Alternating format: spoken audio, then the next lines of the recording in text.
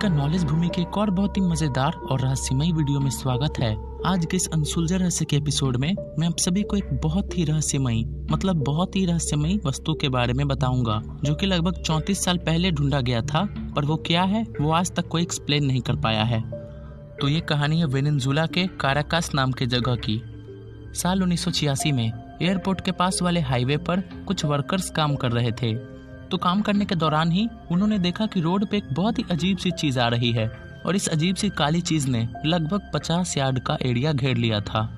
लेकिन शुरू में किसी ने इस पर ध्यान नहीं दिया और किसी ने इसे नोटिस भी नहीं किया।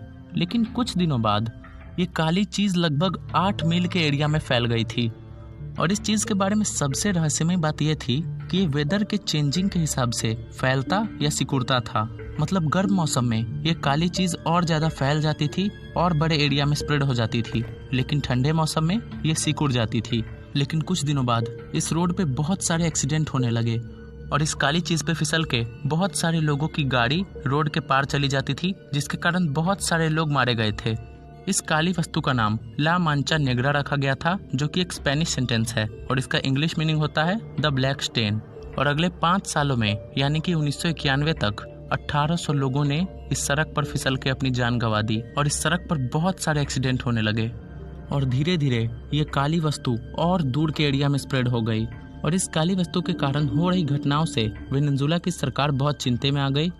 और उसके बाद लाखों करोड़ों रुपए खर्च किए गए थे इस ब्लैक स्टेन के बारे में जानने के लिए कि ये किस वस्तु से बना है, इसे कैसे साफ किया जा सकता है। इसके केमिकल टेस्ट होने लगे। साल 1994 में वेनेजुएला की ministry of transport and communication ने इसे साफ करने की कोशिश की, लेकिन जब उन्होंने इसे देखा तो उन्हें लगा कि ये तो सिर्फ डस्ट पार्टिकल है और ऑयल है।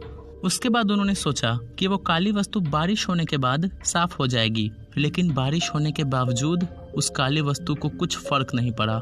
उसके बाद तो लगातार बहुत सारे प्रयास किए गए थे। उस रोड को एक बार पूरी तरह से डिटर्जेंट से साफ करने की कोशिश की गई, लेकिन वो भी काम नहीं आया।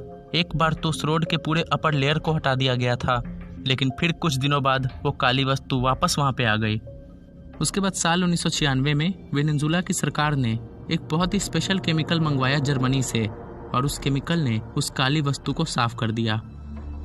लेकिन फिर साल 2001 में वो काली वस्तु फिर से बहुत सारे एरियाज में आ गई, लेकिन उसे कोई नहीं हटा सका। उस सब्सटेंस पर बहुत सारे स्टडीज किए गए, साइंटिस्ट ने बहुत सारे एक्सप्लेनेशंस भी दिए, लेकिन कुछ भी साबित नहीं हो पाया।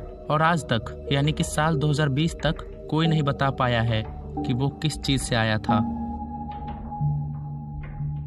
सोचिए दोस्तों, एक काली वस्तु जो कि कहां से आई वो 34 साल बाद तक पता नहीं चल सका है। कहां से आई वो रहस्यमय वस्तु, ये किसी को नहीं पता है, और अब तक ये एक बहुत ही बड़ा रहस्य है।